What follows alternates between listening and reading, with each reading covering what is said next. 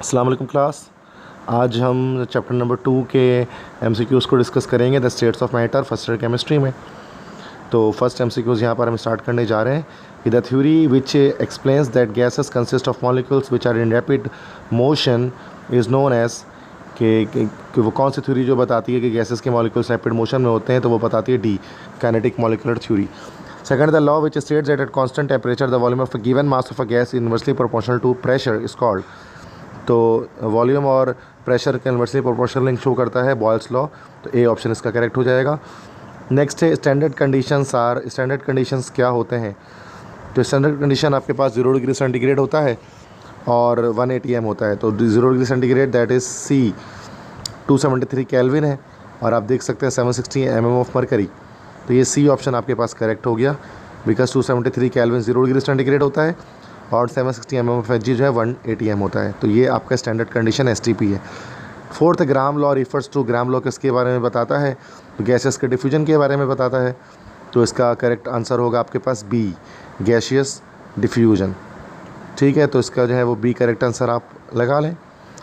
Next है cooling is caused by, cooling कब होती है? तो A compression of the gas, B expansion of the gas. तो जब गैसेस कंप्रेस होती हैं तो चार्ल्स लॉ के अकॉर्डिंग कूलिंग होती है, गैसेस को कंप्रेस किया जाता है। तो इसका जो फिफ्थ का करेक्ट ऑप्शन आपके पास आ जाएगा, दैट इज़ ए। ठीक है, तो ए इसका ऑप्शन है, कंप्रेशन ऑफ द गैस, जिसकी वजह से कूलिंग होती है या ठंडी होती है गैसेस। ठीक है, सो नेक्स्ट हमारे पास फिर क्या है कि the given for a given mass of a gas at constant pressure the volume is directly proportional to absolute temperature. कि वॉल्यूम और टेम्परेचर के बीच का डायरेक्टली प्रोपोर्शनल लिंक, तो ये आपको बताता है चार्ल्स लॉ। ठीक है, तो बी ऑप्शन इसका करेक्ट हो गया। नेक्स्ट है absolute zero refers to, absolute zero कौन सा टेम्परेचर होता है? तो एब्सोल्यूट ज़ीरो होता है -273 degree centigrade, C option correct हो गया। तो ये हमने यहाँ पर कुछ 9 MCQs यहाँ पर अब हमने किए हैं। अब 10th MCQs की तरफ आते हैं हम। ठीक है, 10वां MCQs है हमारे पास के general gas is a combination of, कि जर्नल गैस कॉम्बिनेशन है किस चीज़ का? A Boyle's and Charles law, Charles and Dalton's law, Boyle's and Graham's law, D है Boyle's law, Charles law, Avogadro's law. अब जानते हैं इस डी ऑप्शन करेक्ट होगा, इन तीनों का कॉम्बिनेशन होता है। 11th, which is the faulty postulate in kinetic molecular theory of gases. कि एमटी के अंदर फॉल्टी पोस्टुलेट कौन सा है? तो D, there is no force between of attraction and repulsion between gas molecules. चूँकि आप जानते हैं कि एक फोर्स ऑफ अट्रैक्शन और रिपल्जन होता है गैस मॉलिक्यूल्स के बीच में, according to Newton's law of universal gravitation. हर दो बॉडीज़ आपस में एक दूसरे को अट्रैक्ट करती हैं। ठीक है, तो यहाँ पर ये हमारे पास डी ऑप्शन करेक्ट हो गया। 12 है if a graph between volume and 1/p is plotted at a constant temperature then dash is obtain. तो वॉल्यूम और 1/p के बीच का ग्राफ बनाएंगे तो वो क्या ऑब्टेन होगा? तो वो हमें एक स्ट्रेट लाइन ऑब्टेन होगी। ठीक है, ए ऑप्शन हो जाएगा।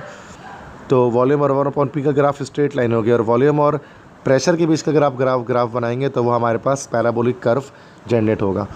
नेक्स्ट है कि 1 mole of a gas at STP is equivalent to, कि 1 मोल गैस STP पर किसके बराबर होगी? वेरी सिंपल, तो बी ऑप्शन है 22.41 dm³ के।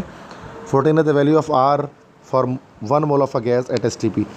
तो आर की वैल्यू क्या होती है? 0.0821 dm³ इंटू ATM पर मोल पर केल्विन।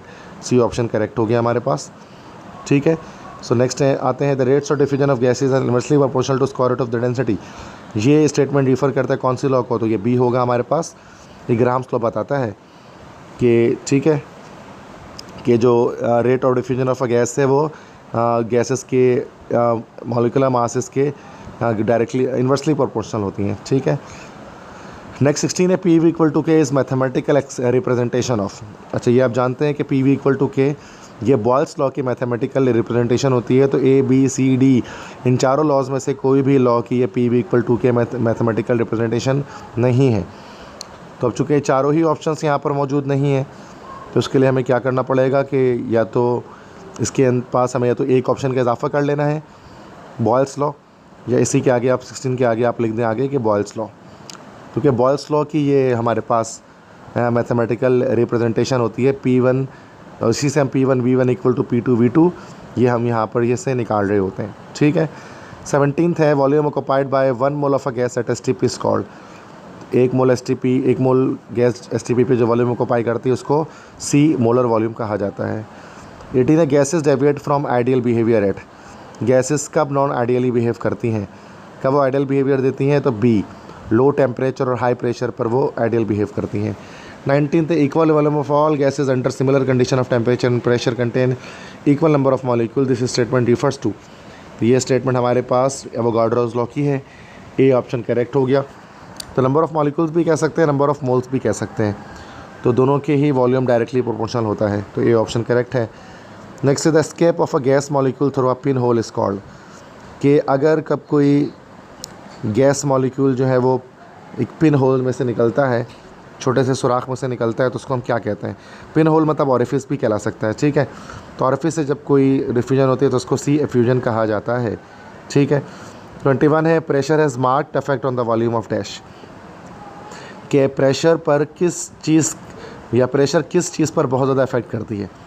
तो ऑप्शन इसके हैं gases, liquid, solids, all the 3 states of matter equally. तो आप जानते हैं कि प्रेशर का इफेक्ट सिर्फ और सिर्फ जो है ना, मार्क्ड इफेक्ट, बड़ा इफेक्ट जो उसका होता है वो सिर्फ और सिर्फ गैसेस पर होता है, ए ऑप्शन।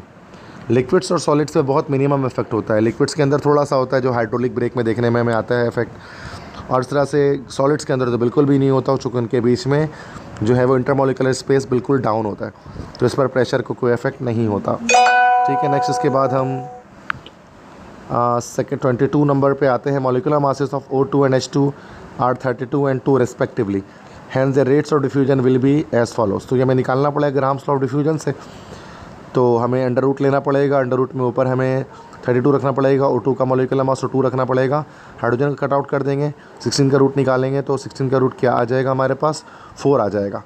तो इसका मतलब हाइड्रोजन गैस 4 टाइम्स ज़्यादा डिफ्यूज़ करेगी ऑक्सीजन से, फास्टर डिफ्यूज़ करेगी, चूँकि वैसे भी हल्की गैस है। 25 है ऐसा unit of pressure is dash, pressure की ऐसी यूनिट क्या होती है, सारी ही होती है, पास्कल भी, न्यूटन पर मीटर स्क्वायर भी, किलोग्राम मीटर पर सेकंड स्क्वायर भी होती है। 26 है diamond is a bad conductor, because diamond क्यों बैड कंडक्टर है, क्योंकि उसके पास कोई भी फ्री इलेक्ट्रॉन मौजूद नहीं होता, तो ये सी ऑप्शन करेक्ट हो गया। 27 है वाटर में boil at 120 degree centigrade when external pressure is dash, पानी 120 डिग्री पर भी उबाल होता है, हो सकता है, जब एक्सटर्नल प्रेशर कितना होगा, अब जानते हैं 100 डिग्री सेंटीग्रेड पर तब बॉयल होता है जब 762 और बाहर का प्रेशर होता है, और बाहर का प्रेशर बढ़ना शुरू हो जाएगा तो वाटर की बॉइलिंग पॉइंट भी बढ़ेगा, तो 120 डिग्री मतलब 760 से ऊपर की वैल्यू ले लेते हैं, 14892 और इसका आंसर आ जाएगा।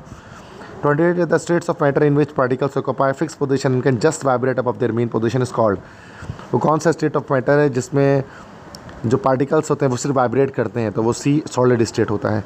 29 the crystals in which molecules are held together through van der Waals forces are called, तो वो कौन से क्रिस्टल्स होते हैं जिनमें पार्टिकल्स होते हैं लैटिस साइड पर, वो वैन डर वाल्स फोर्सेस के थ्रू अटैच्ड होते हैं, वैन डर वाल्स फोर्सेस मतलब सेकेंडरी बॉन्ड के थ्रू, तो ये सी हो जाएगा मॉलिकुलर क्रिस्टल।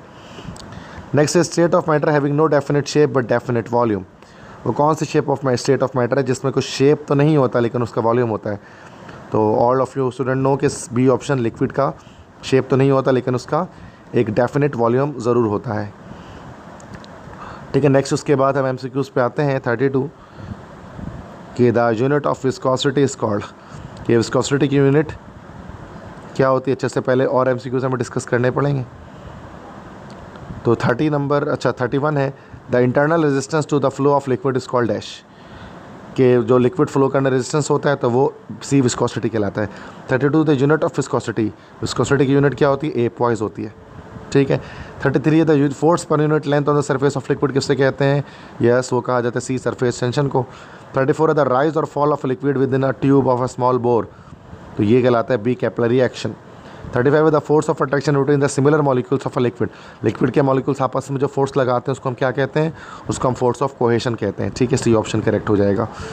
36 है नॉन वेटिंग लिक्विड, जो लिक्विड कंटेनर के वॉल को गीला नहीं करती वो कॉन्वेक्स मेनिस्कस बनाते हैं जैसे मरकरी वगैरह, तो non wetting liquid forms, B option हो जाएगा इसका, कॉन्वेक्स मेनिस्कस इसका आंसर हो जाएगा, ठीक है। The device use to measure viscosity, वो कौन सा डिवाइस है जिसके ज़रिए हम विस्कोसिटी को मेजर कर सकते हैं, ठीक है, तो इसका हमारे पास करेक्ट आंसर होगा ओसवाल्ड विस्कोमीटर, जिसके ज़रिए हम जो है वो विस्कोसिटी को मेजर कर सकते हैं, ठीक है। तो ये इसका आंसर जो है वो सी हो जाएगा, यहाँ MCQs नंबर 37 का करेक्ट आंसर, ठीक है। ओसवाल्ड विस्कोमीटर से हम विस्कोसिटी को मेजर करते हैं, बैरोमीटर से नहीं करते, उससे हम प्रेशर को मेजर करते हैं। 38 है 1 सेंटीपॉइस बराबर होता है 10 की power -3 newton second into metre square के। नेक्स्ट इसके बाद है हमारे पास 39 सरफेस टेंशन किससे डिनोट किया जाता है, तो इसको हम डिनोट करते हैं गैमा से, तो डी ऑप्शन हमारे पास हो जाएगा। लास्ट है the unit of surface tension, surface tension की यूनिट क्या होती है, तो उसकी यूनिट जो है डाइंस पर सेंटीमीटर भी होती है, एर्ग्स पर सेंटीमीटर स्क्वायर भी होती है CGS में, तो इसका डी ऑप्शन हो जाएगा बोथ ए एंड